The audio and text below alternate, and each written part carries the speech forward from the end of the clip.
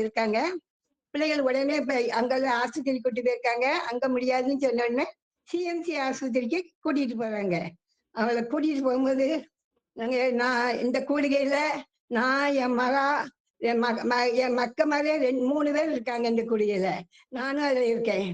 நான் ஜபிச்சுக்கிட்டே இருந்தேன். இந்த கூடுகை ஆரம்பிக்கும் போதே இந்த சோத்துக்காக ஜபிக்கும் போதெல்லாம் ஜபிச்சுக்கிட்டே இருந்தேன். அற்புதம் பாருங்க. வண்டி அந்த சிஎம்சிக்கு இப்ப இருக்கு. சிஎம்சியில போன உடனே டெஸ்ட் பண்ணியிருக்காங்க. டெஸ்ட் பண்ணா நுரையீரல ஃபால்ட், அங்க எதுவுமோ அடப்பு இருக்கான். அந்த அடப்பு எடுக்கணும். கிட்னிய ஃபெயிலியர், அந்த கல்லீரல் ஃபெயிலியர். அவங்க சரீரத்தில் உள்ள உறுப்புகள் எல்லாம் நிறைய உறுப்புகள் கல்லாயிருக்கு. அவர் நல்லா சேர்த்து குடிப்பார் போது தெரியுது. அது மாத்திரம் இல்லாம அவர் 20 வருஷமா குடிச்சுக்கிட்டே இருந்திருக்காரு. எங்களுக்கு தெரியாது.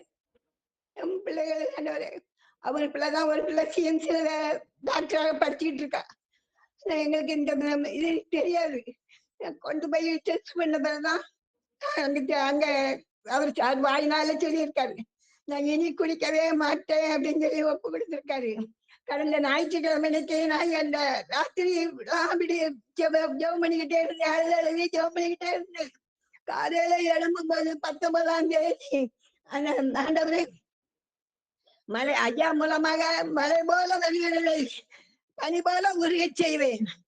கோணலானவைகளை செவைப்படுத்த உனக்கு முன்பாக சென்று கொண்டிருக்கிறேன் என்று ஆண்டவரே தீர்க்க தரிசனமா பேசினாரு. ஆண்டவரே இன்னும் நாங்கள் நல்ல வார்த்தையை தந்திருக்கிறீரப்பா அப்படின்னு சொல்லி ஜெபம் பண்ணிக்கிட்டே இருந்தோம். இந்த கூடைக்கு வந்த பிறகு எத்தனையோ நன்மைகளை தேவன் 2-3 நன்மைகளை சொல்லியிருக்காரு. நான் ஆனா உடனே சாட்சியம் சொல்லியிருக்கேன். இப்ப 3 நாள் அங்க இருந்துச்சு. என்னென்ன டெஸ்ட் எல்லாம் எடுத்தாங்களோ எல்லா டெஸ்டும் உயிர் போற நிலையில போன மனுஷனை ஆண்டவர் புதுப்பிச்சு ஆச்சரியமா அந்த டாக்டர் எல்லாம் ஆச்சரியப்படுறாங்க. எப்படியப்பா உனக்கு 2-3 நாள்ல இவ்வளவு சுகம் கிடைச்சது அப்படின்னு சொல்லி ஆச்சரியப்பட்டிருக்காங்க. ஆண்டவர் ஆண்டவருடைய வாய் நன்மைனாலே நம்மளை திருப்தியாக்குன்னு ஆண்டவர் ஐயா மூலமா பேசுனாங்க.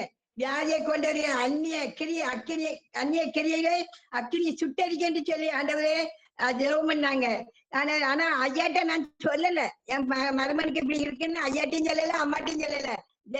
தேவனிடம் மட்டும்தான் சொல்லிக்கிட்டு இந்த கூடுகையில காலையில அவருடைய வார்த்தைக்காக காத்திருந்த எனக்கு கர்த்தர் கொடுத்த ஒரு பெரிய பொக்கிஷம் இந்த வார்த்தையை எல்லா மக்களும் இந்த கூடுகையில இருக்க அனைவரும் காலையிலே அம்மா என்ன வார்த்தை சொல்ல போறாங்க, கர்த்தர் நம்மோடு என்ன பேச போறாரு இன்னைக்கு அப்படின்னு அவளோடு இருந்தா அந்த குடும்பத்துக்கு விடுதலை உண்டு. இன்னைக்கு நோயினாலையும் அந்த வியாதினாலதான் நிறைய பேர் இங்க ஜபத்துக்கு வராங்க.